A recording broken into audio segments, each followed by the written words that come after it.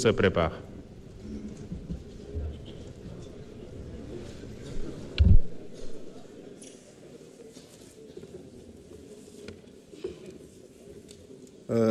Monsieur le Président Assemblée, Monsieur le Premier ministre, mboolem député maa ngi leen di nuyu bu baax di wax Monsieur le Premier ministre rupture am na Sénégal parce que c'est la première fois ma gis déclaration politique générale ka koy def sol garam mbubb maa ngi la ciy gërëm bu baax. C'est la première fois itam ma gis ñuy def déclaration politique générale ñu ne nañ ko dagg dem julli ji loolu tamit ñu ngi la ciy gërëm di la gërëm tamit ci dundalaat gi nga dundal Caaroy 44 loolu tamit képp kuy der gu ñuul mi ngi la ciy gërëm mais nag di la sant tamit ci jël gi nga jël Cheikh Ahmadou Bamba Khadim Rasoul màggal ko bañ koy jàngalee ci école yi loolu tamit ñoo ngi la ciy gërëm di wax nag Pastef les patriotes seen waa ji du cuune sénégalais sénégalaise seen premier ministre bii du come parce que nag discours am bi mu ko waxee ba léegi opposant bu ma xool yaa ngi nelaw fi nga toog parce que nag seen yalwaan daa këpp ndax discours boo xam ne wax dëgg yàlla laal na fépp ci xam-xam rek la ko teg kon am nañ yaakaar bu baax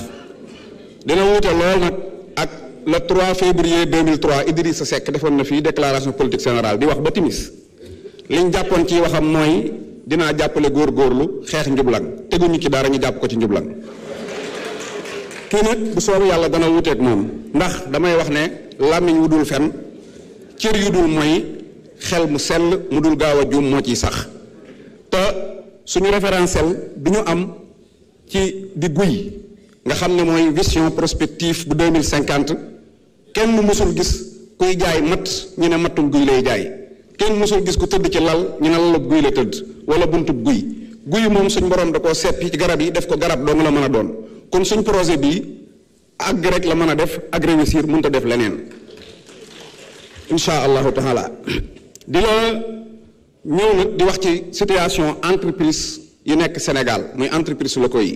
ku ne xam na ne entreprise nationale internationale yi dañuy ñëw Sénégal ubbi fi entreprise ba noppi di leb fonds sip te loolu vraiment jaaduwut Lat Joor daana wax gandu tabax waaye damay wax ne gandu leb loolu moom économie patriotique bi nga wax léegi patriote économie bi nga wax vraiment dàqonte na ak fonds yi état yor ñi koy lebal ay entreprises étrangères loolu moom na dakk problème sous-traitance tamit dafa am muy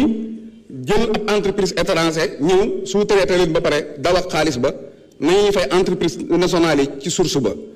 développement durable gaz am na Sénégal te am na ay doomu Sénégal yoo xam ne mën nañ jël auto essence même pas 2 heures de temps ñu monté ci benn appareil muy dawee gaz def nañ benn station sax fii ci Bargny jàpp naa ne ñooñu ku leen jàppale danañ mën a tijji ay station yu bari te fooy dem 30 000 boo amee 10 000 francs da nga dem mën nañ ko ci dëkk village yi mën ko ci lu mel ne ay courant tamit mën nañ ko ci utiliser vraiment loolu bëggoon naa nga jàppale doomu Sénégal yooyu parce que dinañu dimbali environnement bi bu oto yëpp di dawee gaz parce que gaz bi moo gën a moyen 60% bu dee courant tamit moo gën a moyen 60% donc suñ ko dee def yaakaar naa ne pollution bi dina normal te loolu dafay am résultat ci développement durable su loolu jàllee nag baykat yi ak dëkki kaw yi muy Kajoor ak Bawal ak Siin ak Saalum yaakaar nañ la lool ci li leen të depuis 1960 ba léegi muy aw yoon wuñ jaar maa ngi lay ñaan ni ngay mayee courant yaag Saint Michel dëkki village yi na nga mayee noonu ay yoon dëkki village yi ambila maan yi ak Jakarta maan yi nee na seen mbir ba ñu ko réglé waaye na ànd ak yërmande ak ndànk-ndànk. asalaamaaleykum jërëjëf honorable Bara Ndiaye. Honorable député Marie-Angélique Mame Selbé Diouf, vous avez la parole. Honorable député